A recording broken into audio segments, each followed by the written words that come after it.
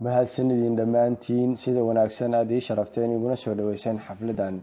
Waxaan caawa idinkala qayb qaadanayaa gabar la guursaday dumar kale ama naag kale ninkeedii la guursaday. iyadoo oynaysa ayay soo gashay oo la hadlayso iyadoon la fahmaynin waxay leedahay. waxaan ku yiri isdeji oo istartiibi si aayare igu sheeg aan fahmo waxa kugu dhacay. way fariisatay anoo rabo inaan fahmo mushkiladeeda. waxaan maqla iyadoo leh qaa'inku jaceylkii oo dhan ayuu iloobay. markuu u wixii dhalinyarnimadeedii ku dhammaaday saan ugu shaqaynayay oon ugu ardeegaya caruurtiisii asagaba. waxaan ku yiri kadibna waxay tiri wuxuu rabaa inuu guursado naag kale. saacado sidaan iskugu dayay inaan dejiyo. markay degtay ayaan ku yiri intaa oynayso bororinaysa miyaa isku dayday inaa naftaada weydiisay sababta u guursanaya mid labaad.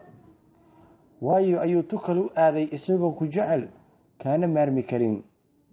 miyaad isweydiisay sababtuu ilaahay u baneeyo inuu guursado 4 dumar ah sababtoo ah si uu ugu dago nafsad ahaan iyo jir ahaan.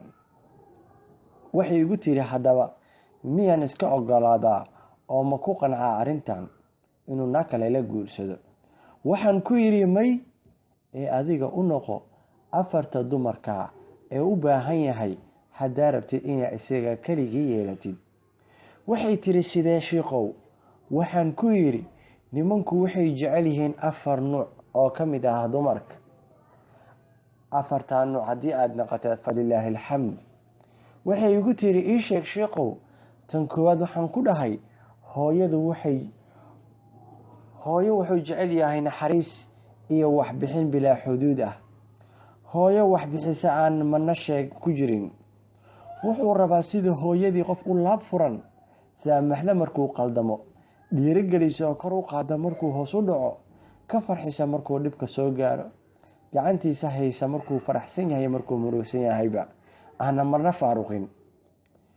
way dhafartaa markuu xanuunsan yahay sida hooyadii oo kale iyo markuu shaqada ku jiro iyadoo u dhoola cadaynayso. way faraxdaa markuu soo galo guriga. wayna walwashaa hooyada markii uu soo daaho wiilkeeda. hooyada ayuu tabaa guurka kadib wuxuuna u xiisaa mar kale inuu u laabto u noqo hooyadiisa oo kaleeto oo naxariis badan. midda labaad waxay tahay wuxuu u baahan yahay qof xabiibi ah oo jacayl ku mashaqaysa. wuxuu rabaa qof cishqiga uu la wadaago, qalbigiisa xadda oo qaadato. wuxuu rabaa mid ciyaar badan kaga yaabiso quruxdeeda iyo catarkeeda iyo dumarnimadeeda. wuxuu rabaa mid sariirta kaga farxisa una boga cadarkeeda iyo qaabkeeda iyo hadalkeeda. wuxuu rabaa mid ku dhadheesha gacmihiisa cishqi iyo xiise aan dhammaad lahayna siisa. midda saddexaad u baahan yahay waxay tahay mid saaxiib ah. wuxuu rabaa mid saaxiib u noqoto, hamigiisa miduu la tashto, arrimihiisa weydiiyo.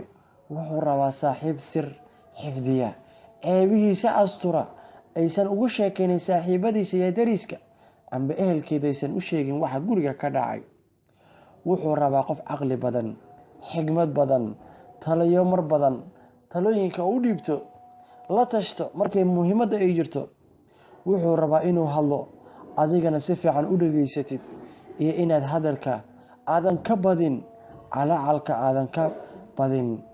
guriga iyo caruurtaba iyo adigaba inaad aad isku qurxisaan oo waqti aad siisaa caruurtaada iyo gurigaaga iyo ninkaagaba. mar walba guriga soo galo uu arkaa indho qurux badan, ilmo qurux badan, guri hagaagsan. midda afaraad u baahan yahay waxay tahay mid u shaqaysa. wuxuu u baahan yahay mid u khidmaysa. wuxuu rabaa inay gacanteeda ugu samayso cuntada midda ugu quruxda badan.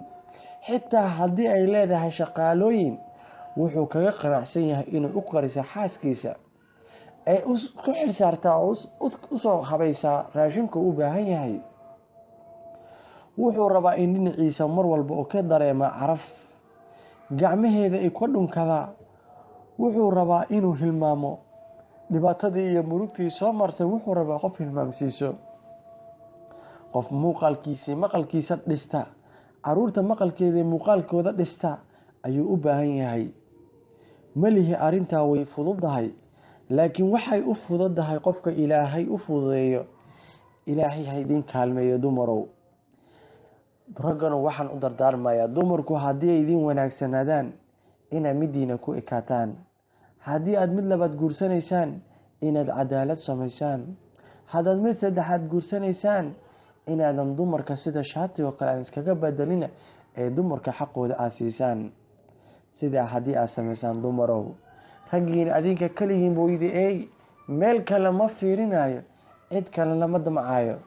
marka waxaan idinkugu dardaarmayaa dumarow inaad naqataan sidii nabigeena calayhi salaatu wasalaam uu ku yiri, dumar waxaa ugu khayr badan midda markaad eegtaa ku farax gelisaa, markaad amartaa ku adeecda, markaad maqan tahayna ku xifdisaa. arrinka